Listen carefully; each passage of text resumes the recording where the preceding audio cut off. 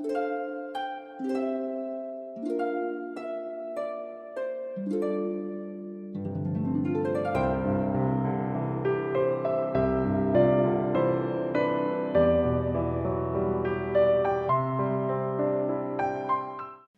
frères et sœurs, amis, soyez bienvenus. Et vous aussi, chers auditeurs. Donc vous excuserez un peu ma voix, chaud, froid, et voilà ce que ça donne. Alors merci Michel pour ton introduction et ces beaux chants. Alors vous savez que nous sommes le 25 décembre aujourd'hui, ouais, mais vous savez que c'est un dimanche en fin de compte. C'est vraiment un dimanche. Alors merci de venir partager avec nous la parole de Dieu. C'est aussi, je crois, un jour de fête aujourd'hui, non? Mais vous aimez la fête, vous? Oui? Les jours de fête. Alors, qui dit fête dit aussi, je pense qu'il doit y avoir de la joie, non, dans vos cœurs? Et puis aussi, peut-être, est-ce que vous avez déjà goûté de la barbe à papa, vous? Ouais, de la barbe à papa, vous savez, c'est un bâton en bois, et dessus, il y a une énorme boule blanche ou rose que l'on déguste en se mettant plein les doigts. Vous voyez, ça a l'apparence de nous donner quelque chose de grandiose, mais en fin de compte, ça ne tient pas au corps. Et en finalité, ça n'a aucune réelle valeur pour l'organisme. Oui, effectivement, il en est de même pour tous ceux qui, en ce temps qu'on appelle Noël, viennent trouver dans un court instant un réconfort en regardant une crèche, et qui, juste après, oublie la réalité que Dieu s'est manifesté dans le temps et sur sa terre. Et oui, Noël représente pour le monde le temps des cadeaux éphémères, mais la réalité de la naissance de Jésus représente le cadeau de Dieu à l'humanité tout entière. Alors, je ne doute pas que certaines personnes le sachent, mais voyez-vous, aucun enfant ne resterait là avec le cadeau dans ses bras en regardant l'emballage. Non, qu'est-ce qu'il fait? Il l'ouvre et chaque jour, c'est un plaisir renouvelé de connaître le contenu du cadeau. Malheureusement, il y a des personnes qui restent avec l'emballage sans jamais découvrir ce que Dieu a fait, ce que Dieu s'est offert lui-même et offre toujours encore à l'humanité. Alors je vous propose de découvrir la réalité de la connaissance de Dieu. Oui, vous le savez, j'espère. Il y a une réalité dans la connaissance de Dieu. Alors nous allons prendre justement la parole de Dieu et nous allons faire notre lecture dans la première lettre de Jean. Première lettre de Jean, donc épître de Jean, au chapitre 1. On fera la lecture du verset 1 au verset 4. Vous savez qui était Jean? Jean, c'est l'apôtre que Jésus aimait. Et il avait découvert que ce n'est pas dans les choses périssables, mais ni dans ce qui est matériel, ou dans les plaisirs que l'on peut trouver comme ça dans le monde.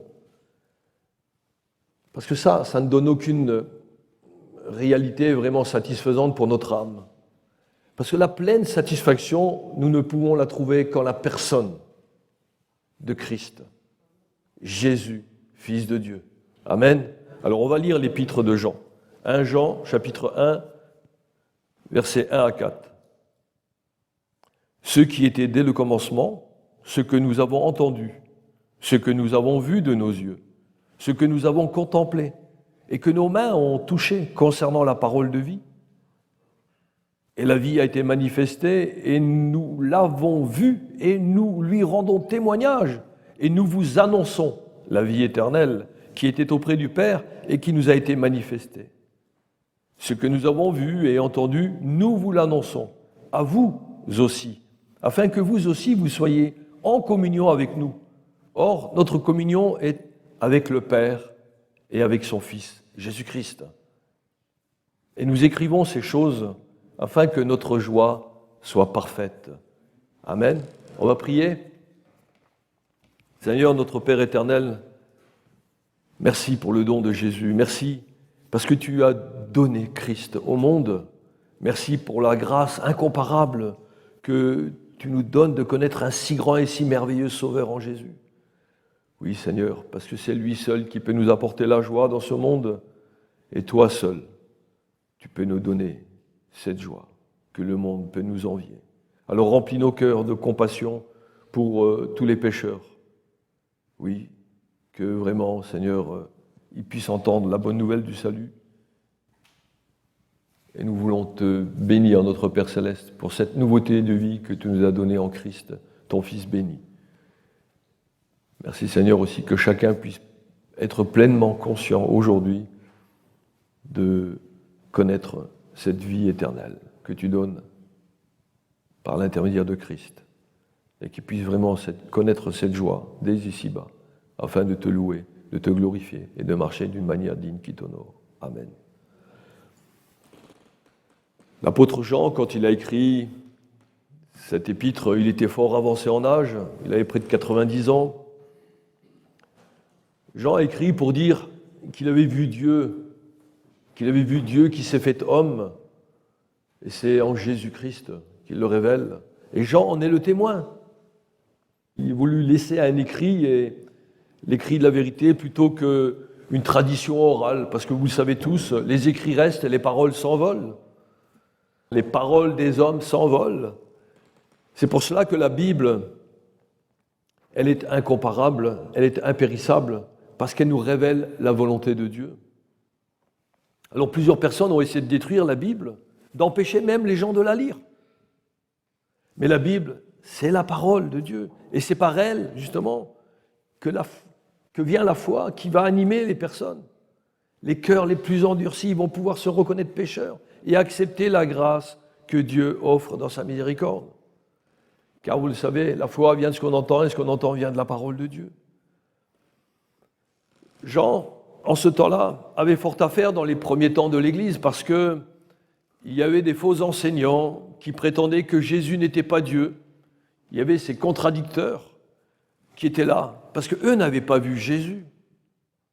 Alors ils inventent des doctrines complètement fausses et ils laissent aller leur imagination qui va pouvoir citer leur conduite. Et de ce fait, ils enseignent des choses erronées, des hérésies.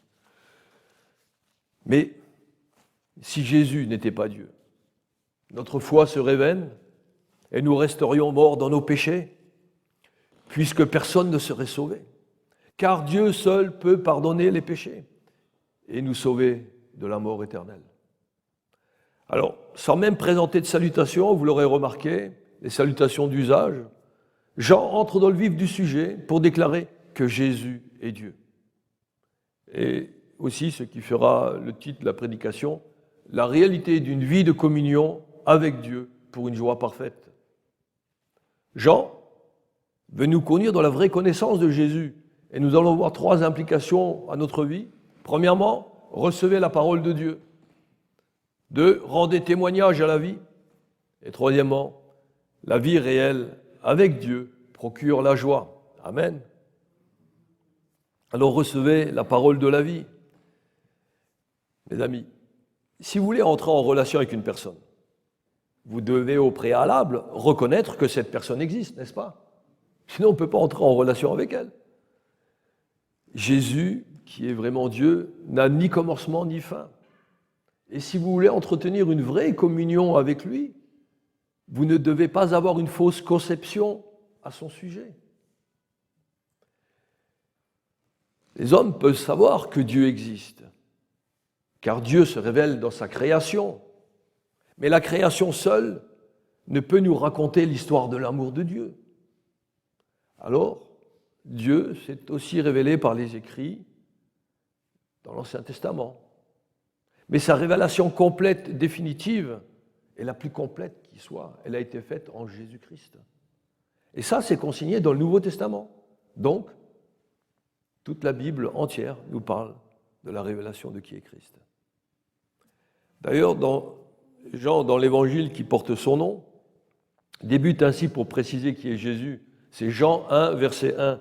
Il nous dit « Au commencement était la parole, et la parole était avec Dieu, et la parole était Dieu.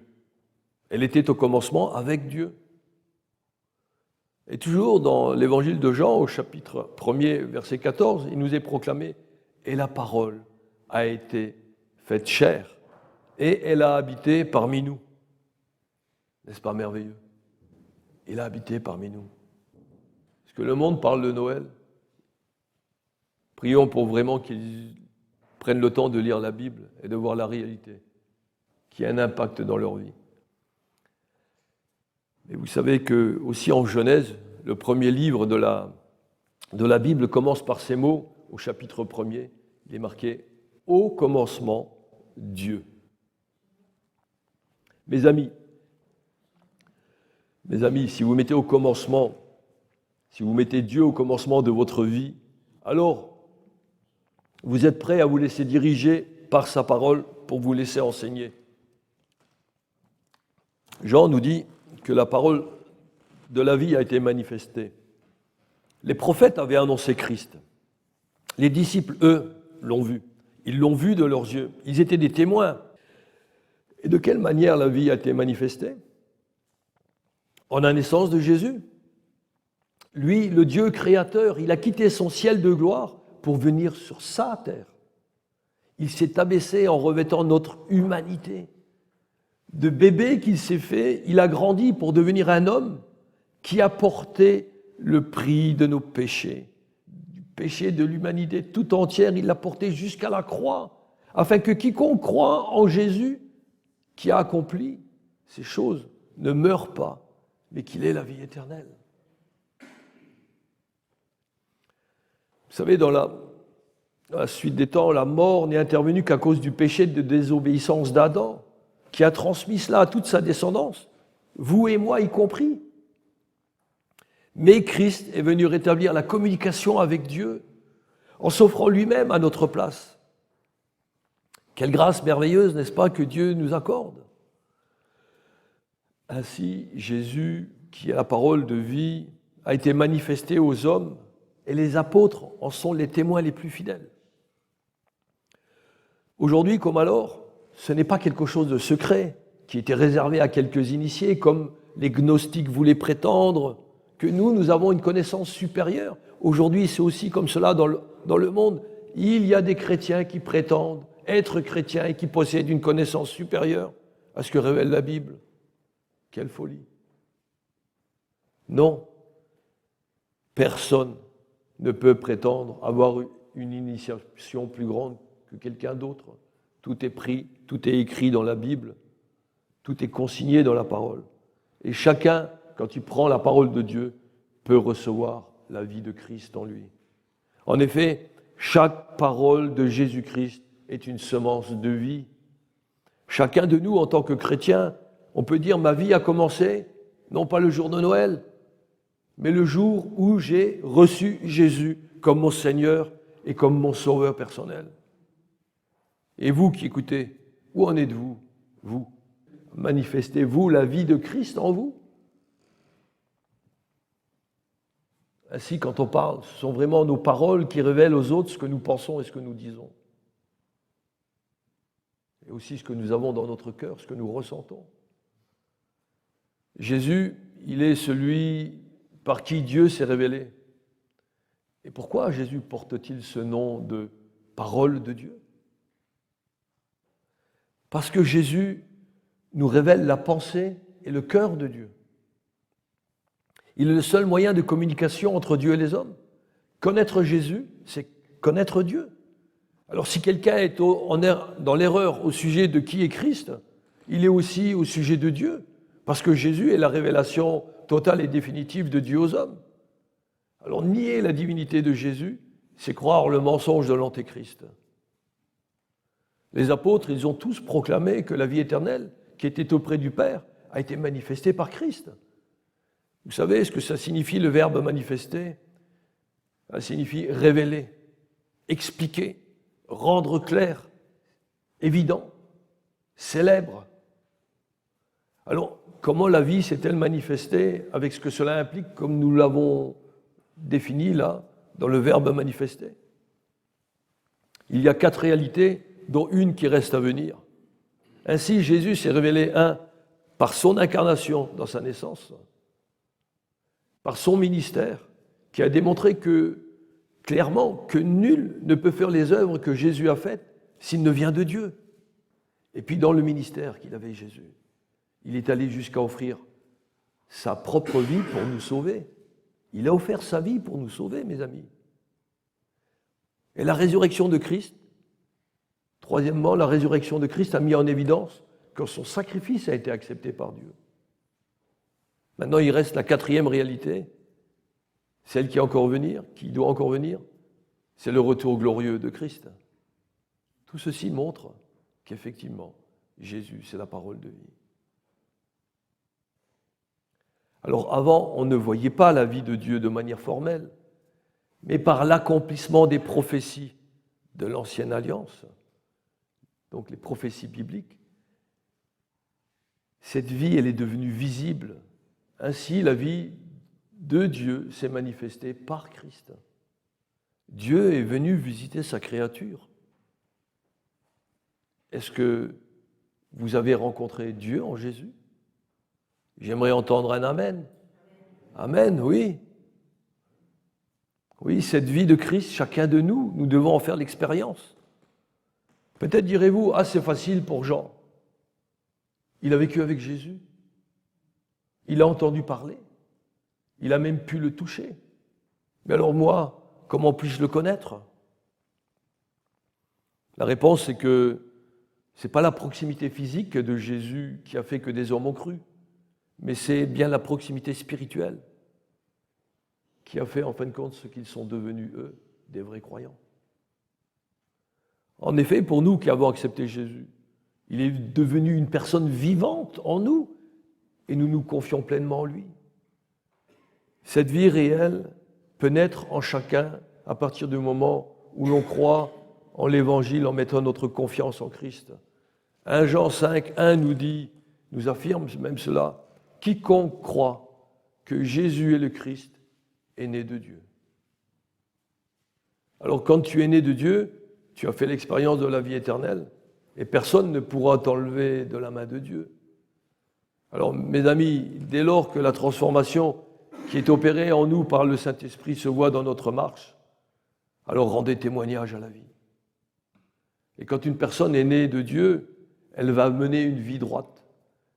Elle a de nouvelles priorités. Elle a horreur du péché. Et quand il lui arrive de pécher, le pardon à Dieu devient tout naturel, comme envers la personne qu'elle a offensée. Parce qu'un croyant ne fait jamais de péché par habitude. Et de plus, les enfants de Dieu s'aiment les uns les autres. Jean 13, 35 nous dit ceci, c'est Jésus qui parle. « À tous ceux-ci reconnaîtront que vous êtes mes disciples, si vous avez de l'amour les uns pour les autres. »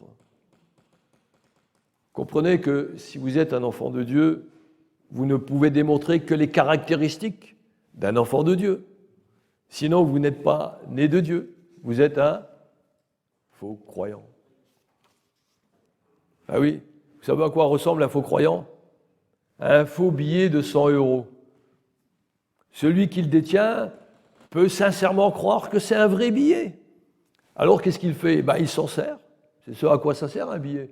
Il va l'utiliser, il va chez le boulanger, il va acheter son pain, puis le boulanger payera avec ce billet de 100 €, il payera son fournisseur.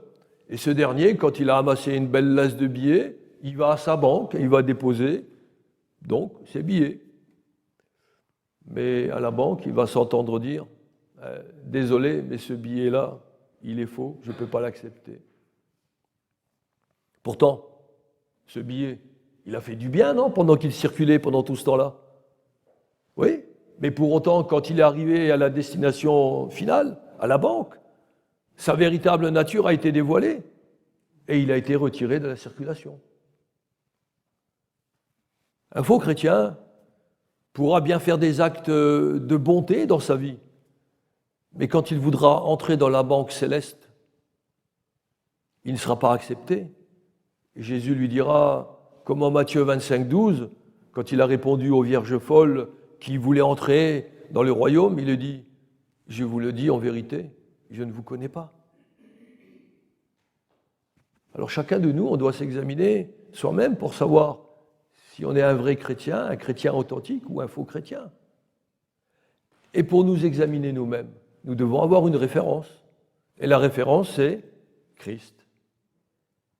Jean l'apôtre nous dit ceci, ce que nous avons contemplé, c'est Christ. Et voilà, la seule référence, c'est ça. Nous avons aussi besoin de contempler Jésus. Et pour cela, un simple regard ne suffit pas. Oui, un simple regard sur une crèche, le temps de Noël, ne suffit pas. Mais nous, c'est pareil. Est-ce qu'on jette juste un simple regard sur la parole de Dieu, on lit un verset, une fois de temps en temps? Vous croyez que ça peut édifier quelqu'un? Pas du tout. Parce que seule une longue et patiente étude de la Bible devient une contemplation en nous qui nous permet de pénétrer le mystère du Sauveur. Comme l'évangile de Jean nous l'atteste. Jean 1,14 nous dit « Et la parole a été faite chair, elle a habité parmi nous, pleine de grâce et de vérité. » Et la suite c'est « Et nous l'avons contemplé. » Et nous avons contemplé sa gloire. Une gloire comme la gloire du Fils unique venu du Père. Voilà ce que nous faisons quand on prend la Bible. Toute la parole de Dieu, elle est christocentrique. C'est-à-dire, chaque fois que je prends la Bible, c'est Jésus qui me parle. J'ai Jésus qui est au centre. Il nous dit des choses incroyables. Il nous montre, il nous révèle sa gloire. Bien sûr, on parle de guerre, de tas de choses qui sont horribles dedans. Mais c'est pour montrer qu'au-delà de tout ça, il y a la gloire de Dieu qui règne et qui régnera un jour. Jésus, pendant le temps de son abaissement, il a vécu sur cette terre dans une vie absolument parfaite. Et c'est cette vie qui révélait qu'il avait de l'amour pour les perdus, parce qu'il a usé de miséricorde, tout en étant juste. Puisque Jésus, après avoir guéri les personnes, leur disait « Va et ne pêche plus ». Jean a témoigné cela à sa génération, il dit au verset 3, « Ce que nous avons vu et entendu, nous vous l'annonçons à vous aussi. » Jésus, plein de grâce et de miséricorde. À l'exemple de Jean, personne ne peut garder pour lui-même la grâce qu'il a reçue de connaître Christ.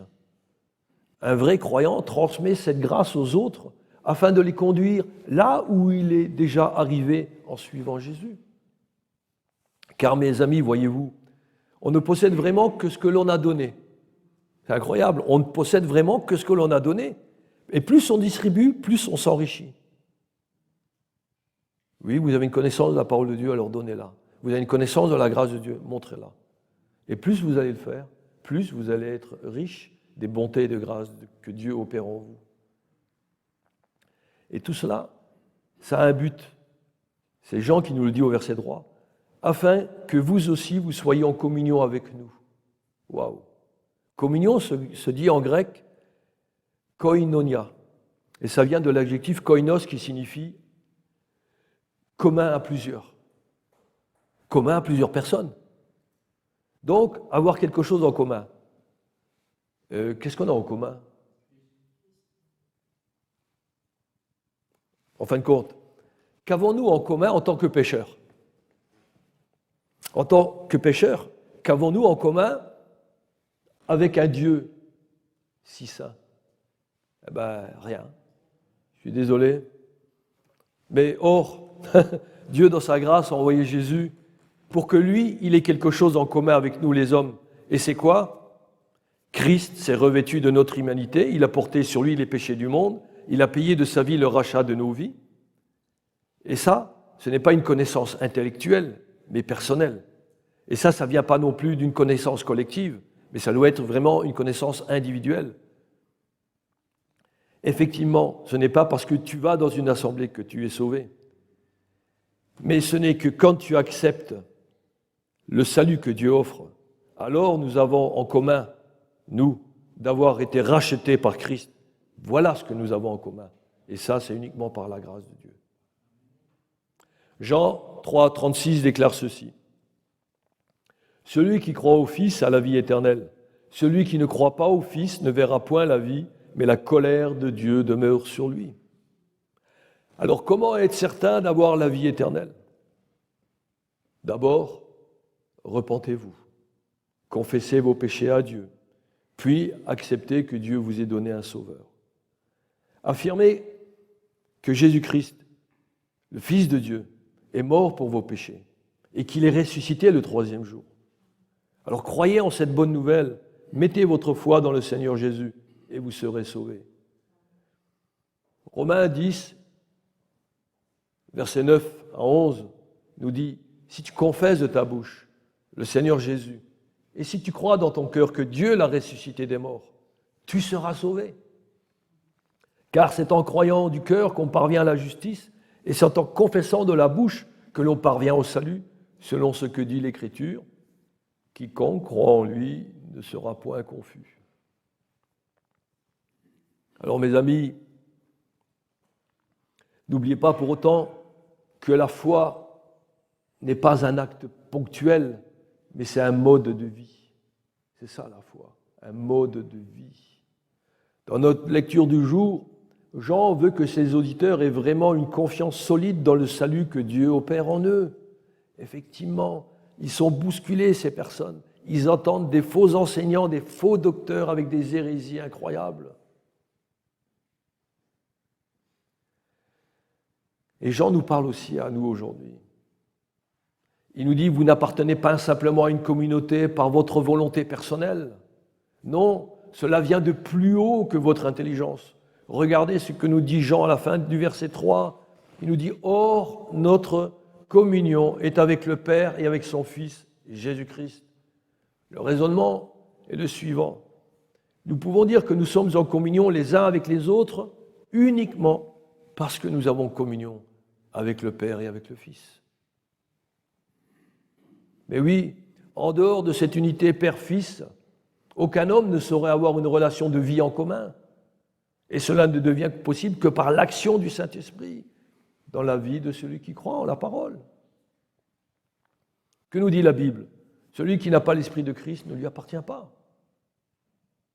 Le but de Jean est donc de réaffirmer à ses lecteurs les vérités doctrinales fondamentales de la foi.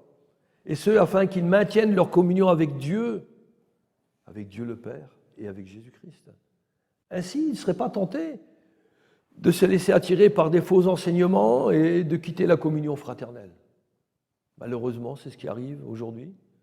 Beaucoup de personnes écoutent des faux enseignements. Ils vont surtout sur YouTube, Internet, ils écoutent des choses, ils ne regardent même pas dans la parole de Dieu, ils ne voient pas un frère ou une sœur en Christ pour leur poser la question « Et toi, qu'en penses-tu » Et ils se laissent diriger par eux, ils quittent les assemblées, ils reviennent épisodiquement, ils ne savent pas où ils en sont. Ils pensent être en communion avec Dieu, mais ils n'ont pas de communion avec les frères et sœurs en Christ. Comment c'est possible? Or, notre communion, voilà, elle est là, mais elle est avec le Père et avec son Fils, avec le Christ. Oui, pourquoi il nous est dit Dieu le Père? Il est nommé Dieu le Père parce qu'il est plein d'amour et de miséricorde pour nous, car en Jésus-Christ, il nous adopte comme ses enfants. Ce verset qui précise que notre communion est avec le Père et avec son Fils, il est très important, parce qu'il affirme clairement que tout croyant authentique ne peut pas être en dehors de la communion avec Dieu. En effet, puisqu'il a reçu une véritable connaissance de Dieu. Et Dieu fera quoi à ce moment-là? Fera en sorte que son enfant lui reste fidèle. C'est Dieu qui le fait. Il est évident que nous, en nous-mêmes, on n'a pas quelque force qui nous viendrait comme ça et qu'on voudrait rester attaché au Seigneur. Non. C'est le Saint-Esprit que le Seigneur a envoyé, qui habite dans nos cœurs, dans nos vies. Et c'est lui qui œuvre en nous. Et c'est lui qui consolide cette vraie relation que nous avons reçue. Et le résultat se voit dans notre relation commune dans l'Église. C'est bien le pourquoi que Jésus a envoyé le Saint-Esprit que le Père avait promis. C'est pour que l'Église soit formée. Éphésiens 1, verset 13, affirme en lui, donc c'est en Jésus-Christ, vous aussi, après avoir entendu la parole de la vérité, l'évangile de votre salut, en lui vous avez cru et vous avez été scellés du Saint-Esprit qui avait été promis. Vous voyez ces choses claires dans la parole de Dieu. Alors si nous avons la vie du Saint-Esprit en nous, cela nous permet d'aborder le troisième point. La vie réelle avec Dieu procure la joie.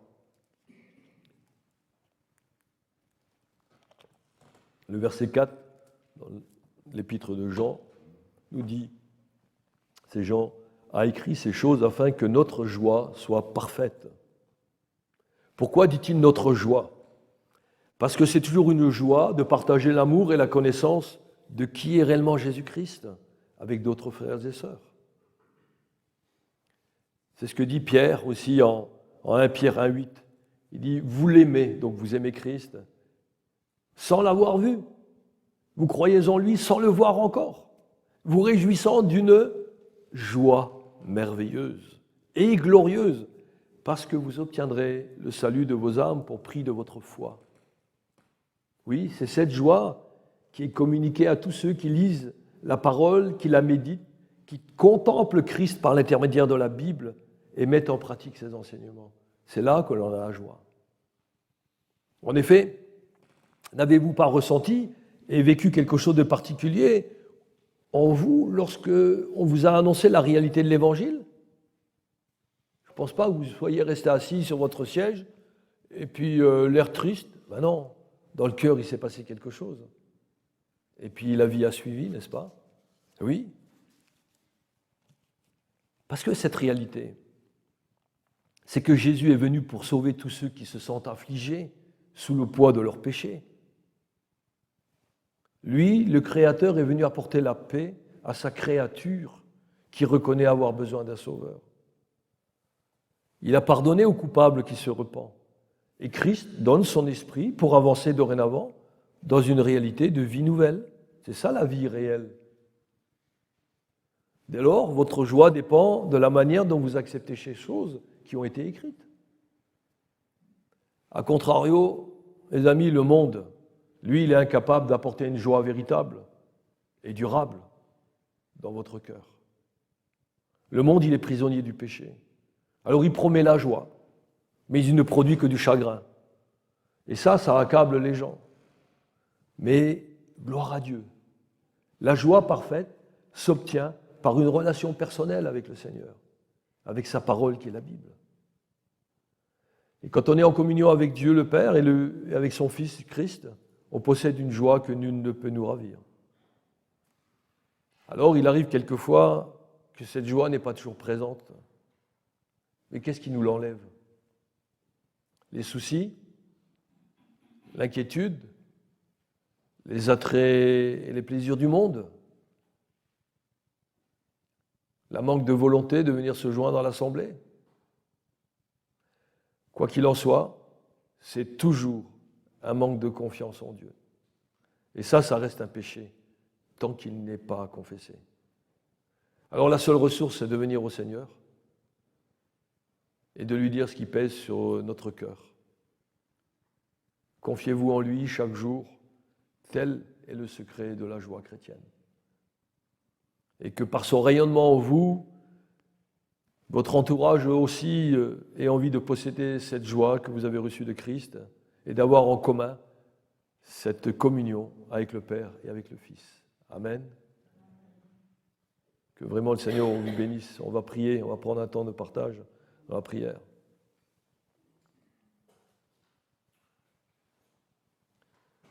Oui, Père Céleste, pardonne-moi et pardonne-nous aussi d'avoir si souvent négligé de rechercher la communion avec toi et d'avoir ainsi vécu misérablement, solitaire, comme un orphelin. Seigneur, oui, on a besoin de crier auprès de toi, j'ai besoin de toi, Seigneur. Je veux marcher devant ta face avec ton aide et t'aimer par-dessus tout au monde. Seigneur, je veux demeurer en toi, car j'ai tout pleinement en toi et je suis pauvre loin de toi. Alors par ton esprit, Seigneur, je désire demeurer dans l'obéissance de ta parole et dans ton amour. Au-dessus de tout, je te loue, Père Céleste, pour ton œuvre merveilleuse que tu as mis en chacun de nous. Alors merci de nous avoir donné en commun la vie éternelle par Christ, et que notre marche de foi en ce monde, Seigneur, t'honore et rende gloire à notre Seigneur Jésus-Christ par ton Saint-Esprit qui est répandu dans nos vies. À toi seul, alors, soit l'honneur, la gloire et la louange au siècle des siècles. Amen. Alors puissiez-vous garder la joie que le Seigneur procure et de rester en communion les uns avec les autres. Amen.